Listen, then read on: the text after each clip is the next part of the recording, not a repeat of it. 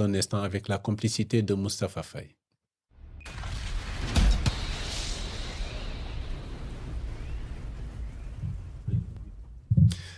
Voilà le débat nous y sommes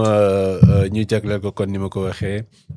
li nga xam ne moo fi xewoon les tensions à l'université Cheikh Anta Diop de Dakar malheureusement daal di rek débouché si la mort d'un étudiant Abdoulaye Ba mi nga xam ne étudiant la woon à la faculté de médecine moom nag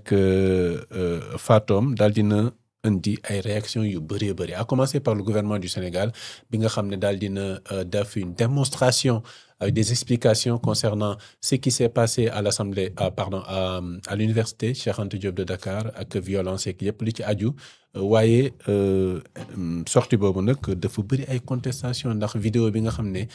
particulièrement moo ñeeloon benn étudiant ñu ne mu yor benn cocktail molotov sànni ko policiers yi nee nañu vidéo boobu déjà nekkul vidéo boo xam ne bu récente la vidéo bu jiitu manifestation la pour démarrer par ça globalement ce qui s'est passé ci sortie gouvernement bi Moustapha commenté nga ko certainement di nga am peut-être des éléments nouveaux Moustapha Mbaye mais yow la ñu mu jëlee Tafa sur la sortie du gouvernement le ministre de l'Intérieur Bamba Cissé wane na benn image qui est devenu polémique image boobee nga xam ne contesté nañ ko un fact-checking def nañ ko ci wane ne effectivement c'était pas une image conforme ou en tout cas boo xam ne am na ci jamonoy manifestation yi mais ba tey on a vu que depuis la sortie coow li bëri na yëf yi gën na jaxasoo waaye rivalité yi entre étudiants gouvernement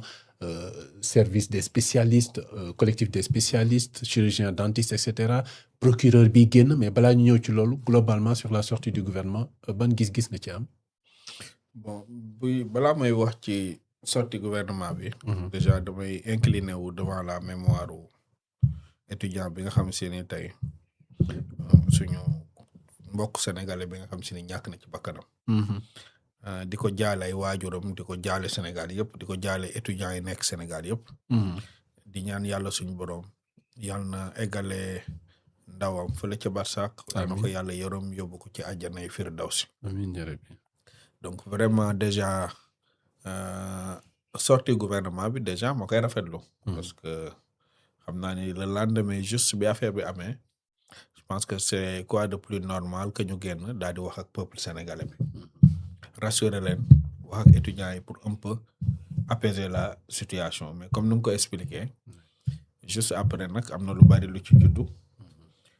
may rappeler ni maître Bamba Cissé ministre de l'intérieur du benn vidéo rek la wane. dëgg la benn bi contesté nañ ko mais beneen bi nga xam si ne tey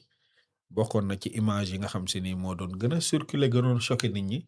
boobu ba léegi dégguma ko ni image bu yàgg la moom mooy bi ki yoroon grenade lacrymogène bi ba mu explosé ci loxom donc nit ñaa ngi wax image cocktail molotov bi ak fact checking yi les gens disent que du image bu baax mais comme moom kilifa la day am ñu muy liggéeyal ñooñu ñoo ko jox yëf yi je pense que des responsabilités ak enquête bu rigoureuse en interne war nañ ci mën a dem parce que bi mbir mi amee dafa am benn affaire boo xam si ni sama benn grand maa ngi koy nuyu ñu ngi koy wax Ousmane Top Kébémer daf ci waxtaan ak man may nuyuwaale ma xam aussi ñu am xam-xam ni ñoo xam ne si nii dañoo am gis-gis de très grands intellectuels donc grand bi daf ni ma Tafa mu ne ma attention lii boo gisee yenn images yi yenn brutalité yi li dafay niroog sabotage je me suis dit mais grand bi moom mais après boo defaatee tuuti recul nga xool da ngay xam ni am na loo xam ne si nii daal jar nañu clarifier ko parce que en réalité la proportionnalité entre li xewoon ak violence bi ñu def ba drame bi daal ci mën a am amul dara lu koy justifier d'autant plus que dafa am histoire bu récent il y a 2021 malgré ñu ne renseignement yi ñu amoon tôt le matin à l'aube. oui mais c'est pour cela que je parle de proportionnalité. proportionnalité parce que situation bi. moo war a ne action bi ak situation bi dafa war a nekk ñaari affaire yoo xam si ni day tollool warul ëpp. moo war a conduire l'intervention ñu xam na toll quoi. et puis quand tu vois des gens yoo xam si ni tey désarmés sànniwuñu ñi ngi génn parfois sax ñi ngi daw pourquoi nga leen violenter loolu gisuma lu koy justifier et je pense que comme li premier ministre waxoon il faut une nouvelle doctrine ci naka la ñuy maintenir du maintien de l'ordre man pour man Abdou Khadre man duma spécialiste mais ku ñëwoon ak sa tool ci woon gi ça a été promis par l'ancien ministre de l'Intérieur le général Jean-Baptiste Tine. mais ba léegi amagul mais je veux dire tey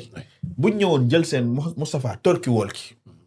ñu taxaw poliment ñëw nañu parce que mën nga yor ay renseignements pour prévenir ko nga ñëw taxaw nga ni ñëw nañu bëgguñu def violence parce que boo seetloo même bi manifestation yi mettee boo daan gis ni da ngay gis responsable bu génnee ci biir ful bi bu ñëwee wax ak ful bi rek da ngay gis ni les gens dañuy en 2023 en 2023 am na donc boo ñëwee toog nga ñëw wax ak nit ñi nii nous avons reçu tel ordre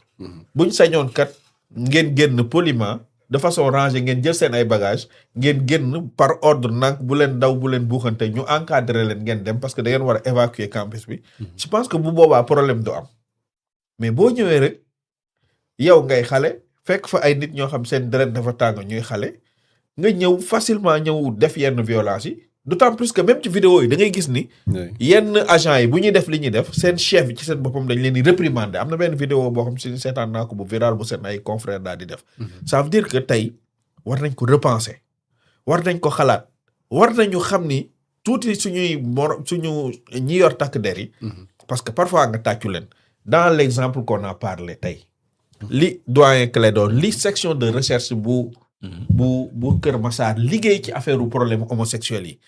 mais loolu dañu war a tàccu commandant bi dañu war a tàccu enquêteurs yi dañ leen war a sargal parce que imagine toi comme ni ko Moustapha waxee ñii ni ñu puissant wee xoolal yan tentation lañ leen def